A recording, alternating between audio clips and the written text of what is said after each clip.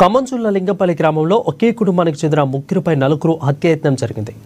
మద్యం సేవించి వచ్చిన సురేష్, స్టాలిన్, శ్రీనాథ్, సాతు, మహాస్ అనే వ్యక్తులు కక్షపూరితంగా దాడికి పాల్పడ్డారని బాధితులు ఫిర్యాదు చేశారు.